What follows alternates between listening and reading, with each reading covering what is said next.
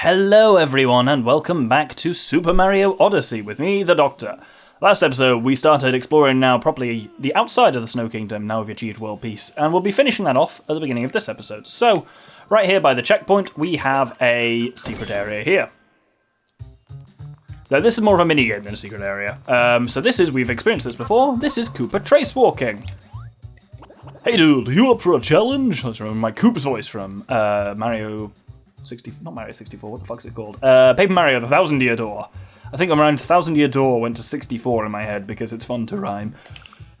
Everyone loves walking, right? Problem is, don't take it seriously. That's what trace walking is all about. If you can walk like a champ, you'll win a prize. Wanna try? Sweet! Right, we know the rules of trace walking, but this one's a bit interesting. So we gotta walk around this triangle. My advice is, focus on the first section. Focus on the point where this ends and make sure you skid to it in time, and then follow that line across. On this line, you now just need to make sure you can get that straight line again. And that should be pretty good. We're horrifically on the piss, that's not going to be enough points. We need 80 more points to do it, we scored 52, that was abysmal, I massively overshot on the return stroke. Right, let's try again. That one I feel was pretty sharp. Yeah, I mean, I've so lightly overshot on both sides, actually that's not ideal. 84, that'll do. Not great, not terrible. 3.6 Röntgen, give me my power moon, thank you very much. Right, with that, let's head back outside. And we want to head up this way, because there is a little alcove over here covered in snow. I'm taking a big drink, you can tell what's going to be up here. Let's go. It was so cold, I just had to find some shelter, but I got buried in the snow! Luckily I found a power moon in there! Enjoy! It's the first time I've had to do Captain Toad this recording session, so I'm all limbered up in the larynx and ready to roll. This kingdom sure is cold! I feel sorry for my neighbours sometimes. They knew what they were getting into when they moved in next to me. Actually, they were already here, we moved in next to them, so really, we're the problem. Right, we need to find ourselves a Cheep, and pretty sharpish. There's one, wonderful, and that's the one I'm after. The weirdly new capture that is the Snow Kingdom, Cheep. Oh, I noticed, by the way, thank you to an astute viewer who pointed out when I fucked up the captures visualizer back in New Donk City. I'm normally fairly meticulous with my visualizers. I want to add at this point that this visualizer has, including all moons and captures, has nearly 900 moving parts. So there will be occasional times where I fuck it up. Generally, I would like to say I've been pretty good, but thank you, Duke, for pointing that out. You have sharper eyes than me when I'm editing, apparently. Let's get our final multi-moon here. That's quite some way away, so I will be back for that in a second. I just got a text and I really assumed it was it was the sprite saying, shut the fuck up with your weird ass noises, but it was not. Right, we're going to do a quick taking notes here. This one comes in multiple parts, and it's just about controlling the fact that when you run back down the slope, you run much faster than when you run up the slope. That makes sense when you say it like that. I really hope that multi-moon isn't going anywhere. As in the one that came from, not the multi-moon, the one that came from the mini-moons.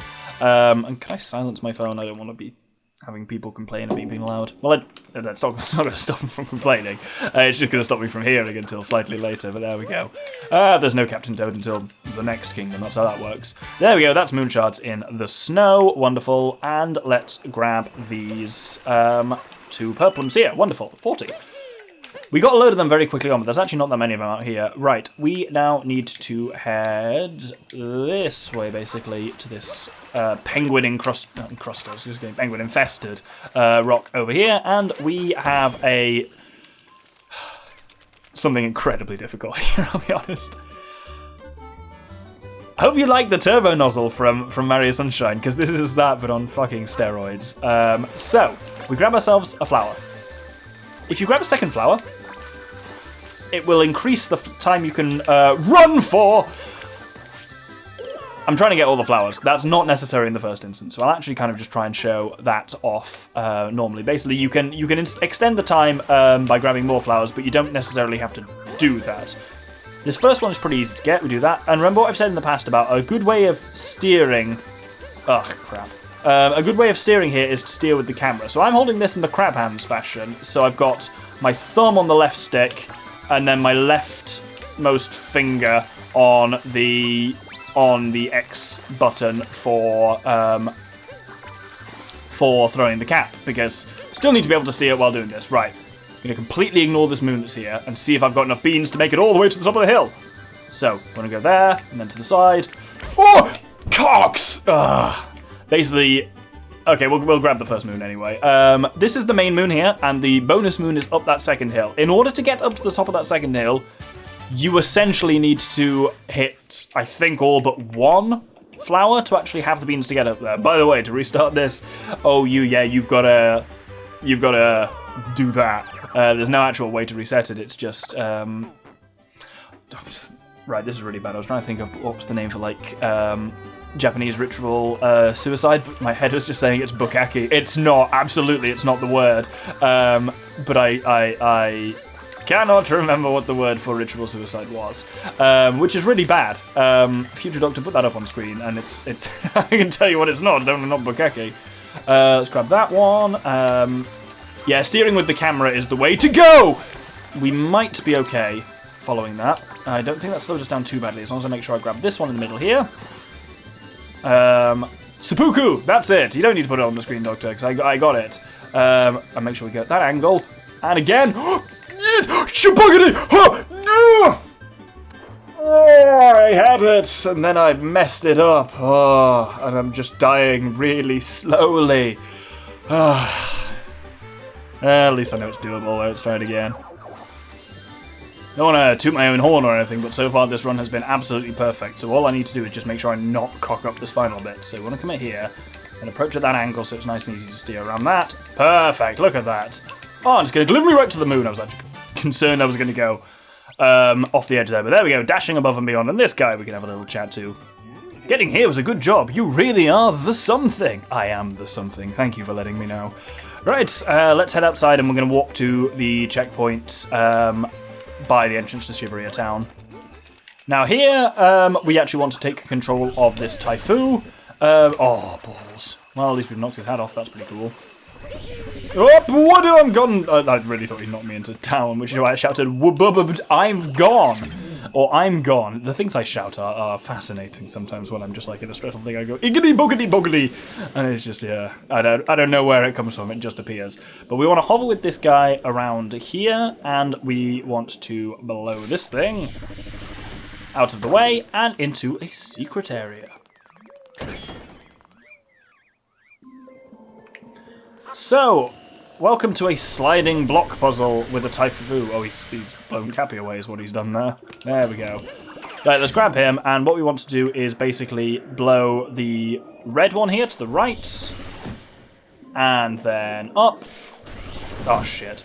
Then this green one we want to go left, then down, then left again, I think. Then, oh, down, right, up should do it from there. Speed her on, please.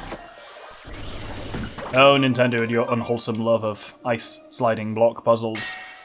It'd be kind of cool if the moon was up there anyway, and you could just, and this was just about making the path up to it, but the moon does literally only appear when you actually make that path real. With that, let's head outside, and we've actually just got, how many more? 10 more. That's not encouraging. Purplums to get. It should be less than that, significantly, I think. So that's going to be fun. Well, either way, we've got 2 over here.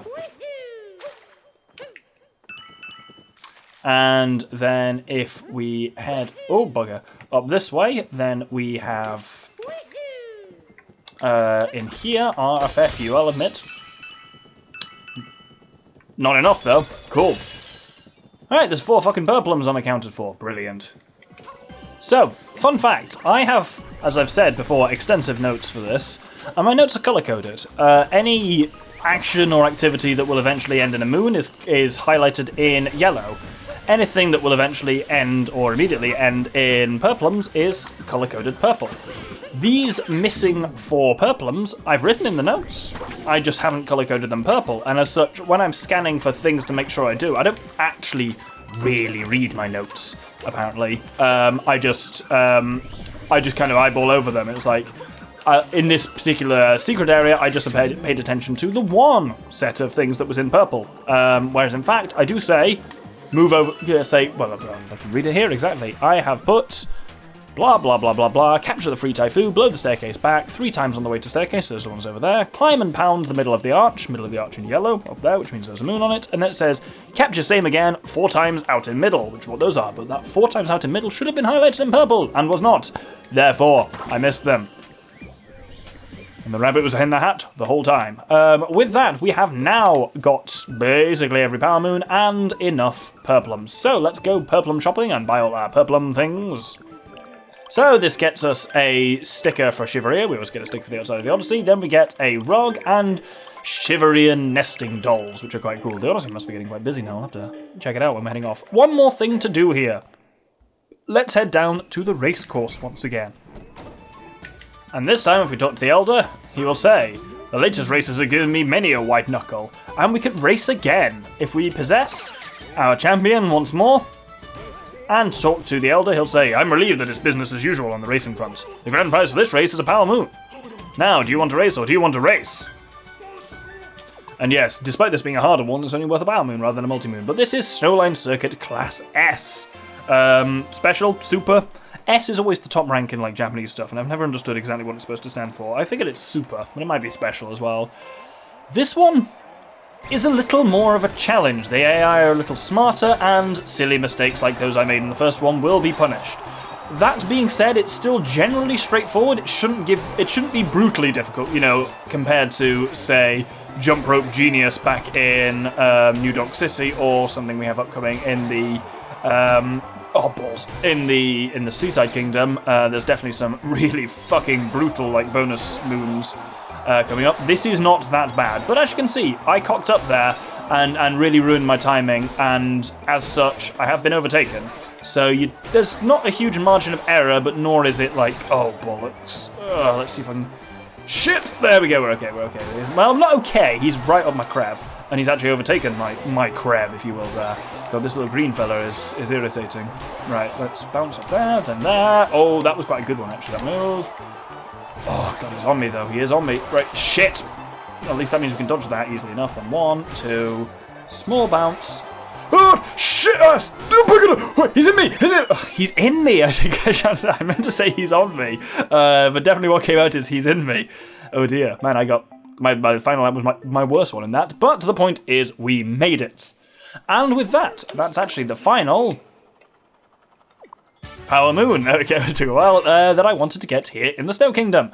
So, let's go and juice up the Odyssey. I always enjoy this bit, even when there's only been a smaller kingdom, so we only got, 20 moons to shove into it rather than, 50 we get in some of the bigger areas. Still satisfying, though. To say it needs 9 more.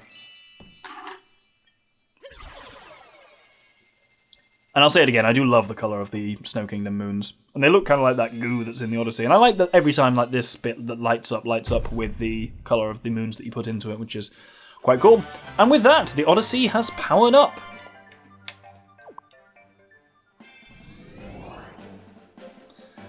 And we now have the choice of our opposite choice of ways, which is my favourite, the Seaside Kingdom. I'm so excited for this, I really am. We'll only get a bit of it done this episode.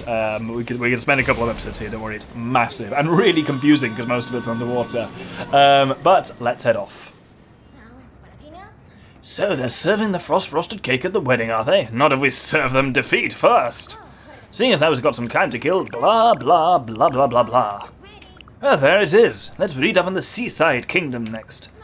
There's a carbonated sea that's supposed to be quite nice, and it says here to be sure we visit 4 giant fountains. And welcome to Bubblaine in the Seaside Kingdom.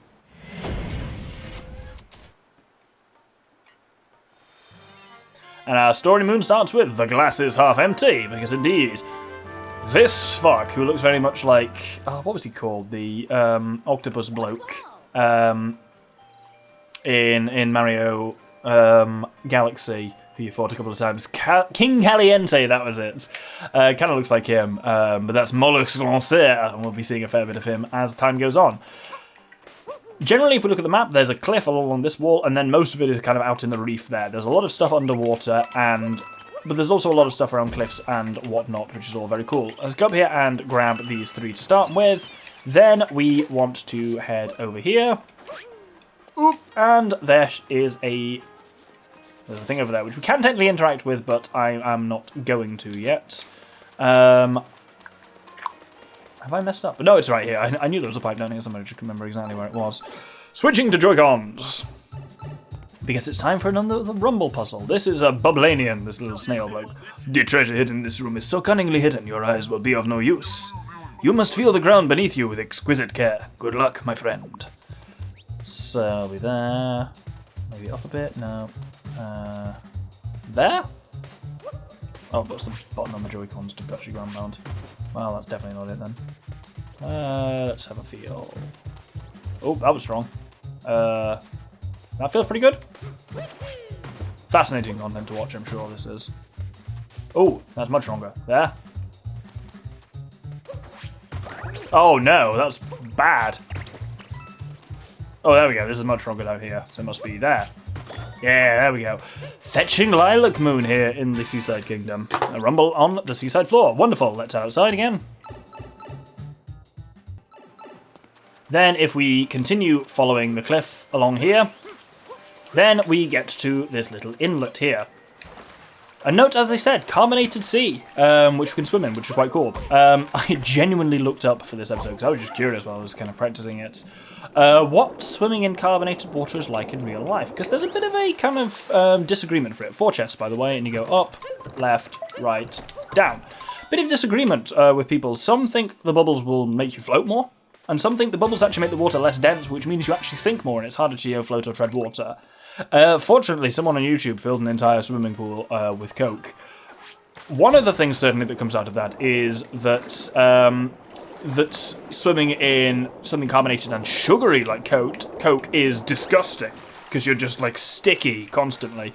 And it's interesting in this one, if we stop swimming, we do sink, which implies the less dense theory is true. In reality, no, you float. That it's like being in a hot tub, that you are held up by the bubbles. You can swim underwater, but it does take more effort to sink than it would in a normal thing. Here we are at the beach house, and as you noticed, I have grabbed a seed. We have a grand total of 4 seeds to gather around here, and we will be gathering as we go on. I now want to grab... Here we go. So the shop is unusual in this one. The shop is in 2 parts. And on Dory's. The gold shop is over here, a volleyball court, but I guess no one's playing right now. Because the purple Dory is over there, and we'll get to that in a bit. But here we are at the gold Dory, and I'm actually going to buy something a bit unusual. I mean, yes, I am going to buy the 100 coin moon, because I always do that. There we go, shopping in Bubblaine. And then next, I feel like a bellend now dressed in this snowsuit, but we haven't got enough purplums to buy a kind of regional outfit, nor will we for quite some time. So I'm going to splash out some gold coins on what we get for beating the Snow Kingdom, which is the pirate outfit. You know, it kind of vaguely fits with the beachy Caribbean-y feel here, maybe? I don't know. You may have noticed, by the way, the Bubblainian's dialect is absolutely coded as, like, Caribbean Islander. I am not going to do that accent because it's going to sound fucking horrific. But I am aware that that is what it's supposed to be, and they do talk like they're like, "Hey man," and stuff like that. Not going to be doing that on the vocal front, because that doesn't feel great. If we sink underneath the Dory shop as well, there are another 3. I like the seashells here, the kind of the purple coins here. Very cool. Right, if we head over to the west here, the Cheep Cheeps here are just normal ones. Apparently purple Cheep Cheeps are like the cold adapted ones, and that's the only variant of it. These aren't like weird carbonated Cheep Cheeps or anything. What we want to do here is head over to the... That's the west. I want to head over to the east. And there, as you can see, are a few purplums here. This is a big kingdom, as I say, and it's a complicated layout as well, I must say, because most of it is just underwater like this, so I may get a little lost, perhaps even more than usual, but I just consider that all part of the journey, because I do love this kingdom so much. Right, let's head up here, and I think back onto land. Leave my host behind, and we should have a taking notes challenge over here. Wonderful. This is quite a cool thing. So we trigger the taking notes challenge. Nice easy way to do this. If you pick up one of these power flowers, you can actually just run across the surface of the water with them. As you can see, that one fades really quickly because it's designed to make sure that you can't do it while swimming, even if you have a cheap sheep. What I should have done is grab the power flower and then grab the triple F and started the taking note challenge, but I didn't do that because I'm stupid. So let's try that again. So we grab the flower, grab the notes. There we go. Brilliant. And with that, we get a moon spawning right over here. Brilliant. Now what we want to do is actually, well, obviously grab the moon and get introduced to the kind of core capture of the Seaside Kingdom, which is this squiddly boy over here. This is a gusher. So, you have two options with them. Hold Y to jet forwards, and hold B to jet upwards. You'll notice I have a bubble of seawater around me. If I jet upwards, jet horizontally, you can fly around pretty much freely here. But that bubble is decreasing. When that bubble runs out, we will fall. It hasn't actually run out there, but let's say it there. And we can regenerate it by being in seawater.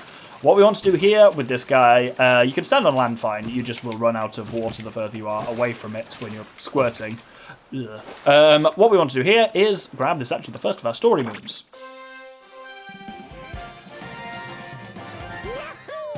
So this is the Stone Pillar Seal, and like the first 4 story moons in here, they all have the same thing in common. They're all a seal. So getting the moon opens. That was my Joy-Cons vibrating on my table is what that was. So vibration clearly still works. I'm going to put them over here on a soft surface. And with that done, we can ground pound this and break our first seal.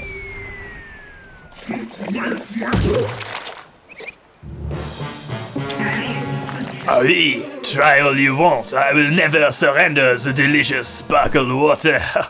Didn't I just say I wasn't going to do offensive accents? But boy, we're going in for this one.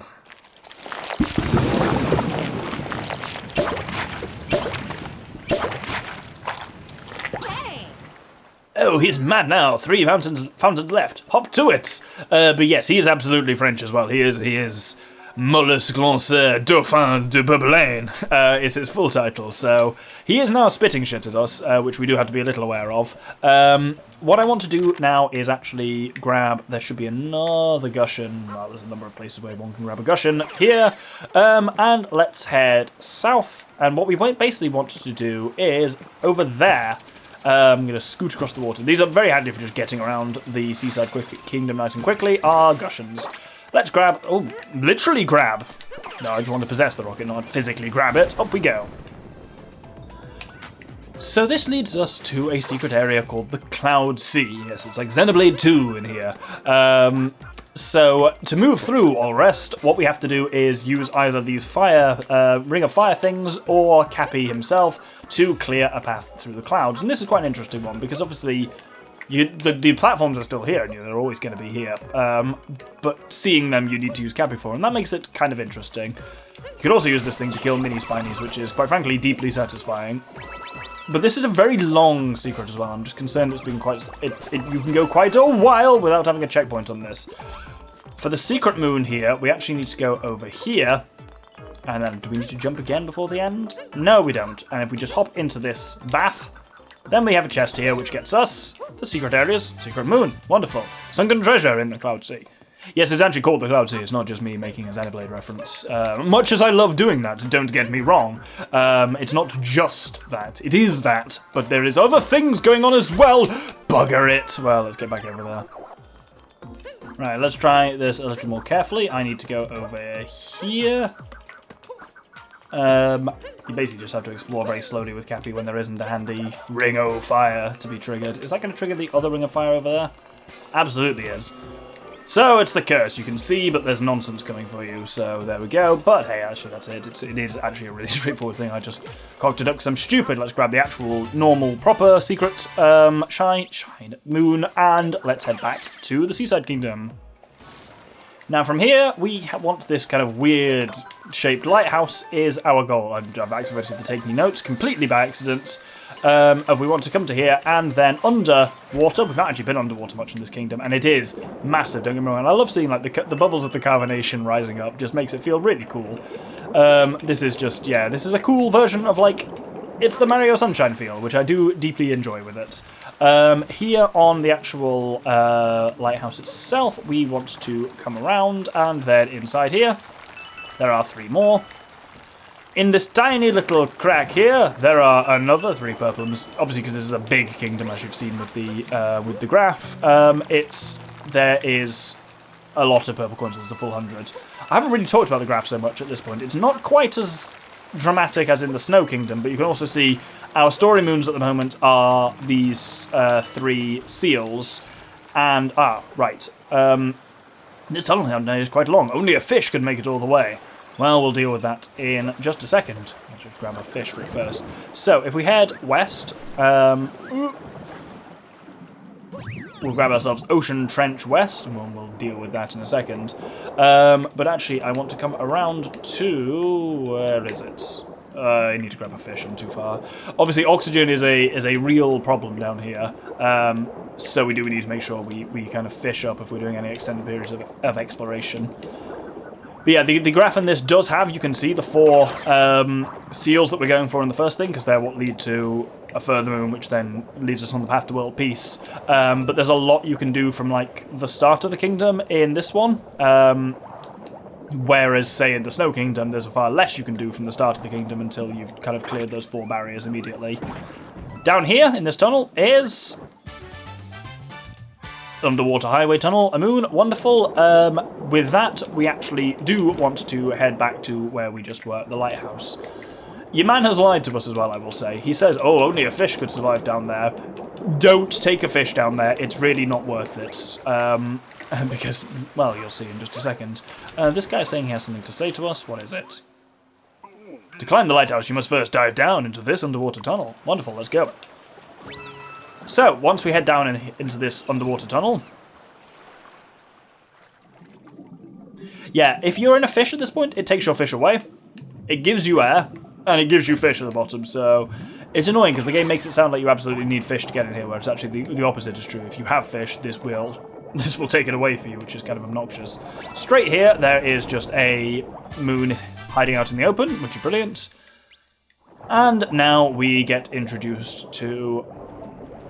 eels! They have a name, they're called, like... moray. It's some pun based on moray, but I can't remember what it is. Put it up on the screen, Doctor, so I'm sure it's very funny. With that, once we're past that first set of eels, there are 3 problems here, and then there's another brief set of eels here, but we can thread between all of them, and once we get through here, turn around, and behind us here are another 3 purplums. Wonderful. With that, we have basically finished the way to the lighthouse. So, let's head out of here and up the pipe. And here we are atop the lighthouse. We'll grab a checkpoint, lighthouse, and open our second seal.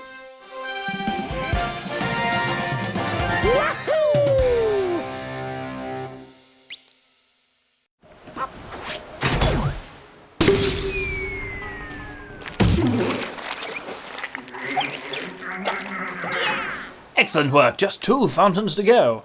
And on that note, we will end it here. So thank you everyone for watching, and I hope you'll join me next time, where we will get the remaining seals inside the Seaside Kingdom and take on Mollusque Lanceur. Thank you very much, and good day.